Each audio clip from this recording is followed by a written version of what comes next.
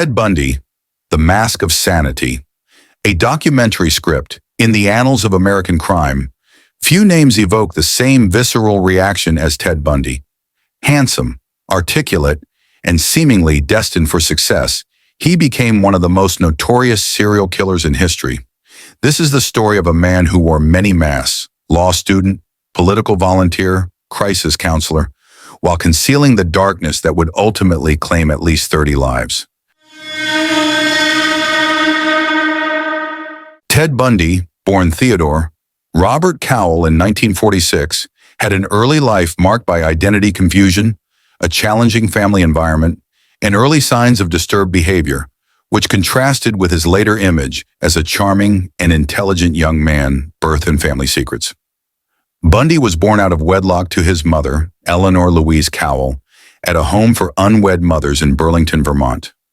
To avoid the social stigma of illegitimacy, he was raised by his maternal grandparents in Philadelphia, Pennsylvania, believing they were his parents and that his biological mother was his older sister. He reportedly did not discover the truth about his parentage until he found his birth certificate in 1969, a revelation that caused significant emotional distress and lifelong resentment toward his mother. Childhood environment. Descriptions of his childhood environment vary. While some accounts recall his grandfather, Samuel Cowell, as a fine man, others from family members and Bundy himself paint a picture of a tyrannical, abusive man who beat his wife and dog. His grandmother suffered from depression and underwent electroconvulsive therapy.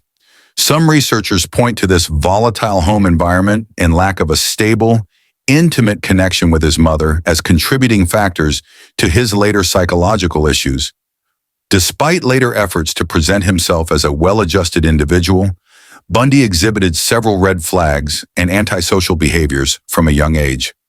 At age 3, his aunt reportedly woke up to find young Ted standing by her bed, smiling, with kitchen knives arranged around her.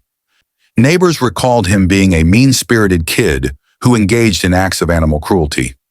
In his adolescence, he became a peeping Tom and engaged in petty theft and shoplifting, often feeling a thrill from successfully evading capture. Social isolation. He was described by classmates as shy, introverted, and a loner who struggled to form friendships, though he later presented a more popular image in high school education and young adulthood. In 1950, his mother moved with him to Tacoma, Washington, where she married Johnny Culpepper Bundy, a hospital cook. Johnny adopted Ted, who took the Bundy surname. Ted reportedly looked down on his stepfather for his low-paying job and lack of ambition. Bundy was an intelligent and academically proficient student, graduating from high school and attending the University of Washington, UW, where he studied psychology. He had a significant relationship with a woman, often identified by the pseudonym Stephanie Brooks, who eventually broke up with him due to his immaturity. This rejection deeply affected him and is considered by some to be a turning point, after which he began focusing on the development of a polished, charming persona. He later worked at a Seattle crisis hotline alongside future true crime writer Ann Rule, who noted his kind and empathetic demeanor at the time.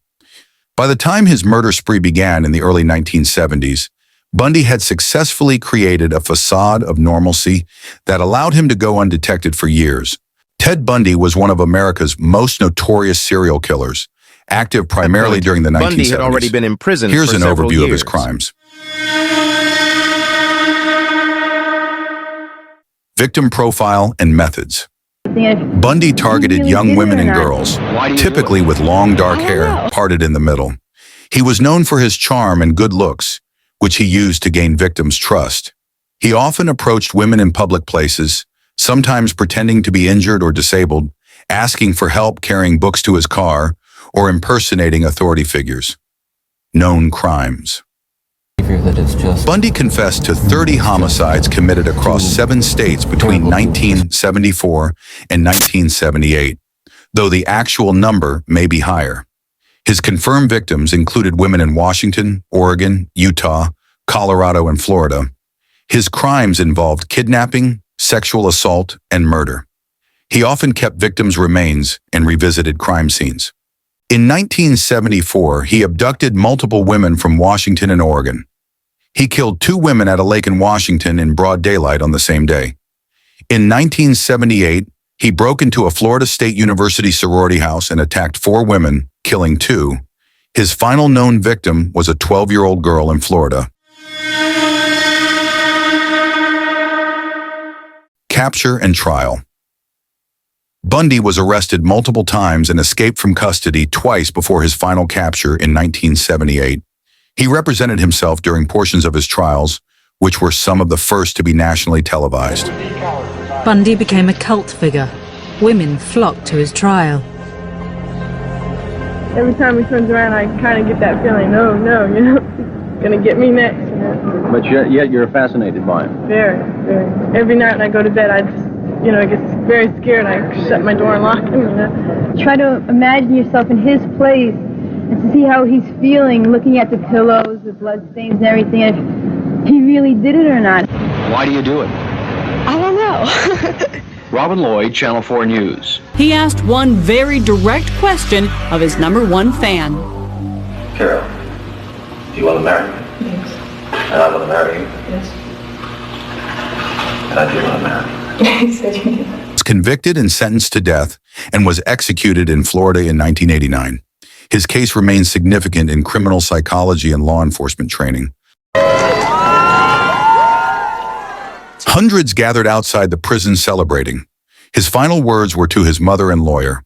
At 7:16 a.m., he was pronounced dead, ending one of America's most notorious serial killer cases. It took on a macabre circus-like atmosphere. Is this what you expected to find when you come out here? Folks dancing and singing? Yeah, why not? It sounds more like vengeance to me than justice. Until the very last moment, no one could be sure Bundy didn't have a last trick up his sleeve, a legal technicality. But in the death chamber, Bundy was uttering his final words. All he said is, "I'd like you to give my love to my family and friends." That was Ted Bundy's last statement. His eyes looked like he was almost a child, and his mother caught him doing something wrong. It was a combination of just being sorry and knowing that it was the end. It was the end of the line.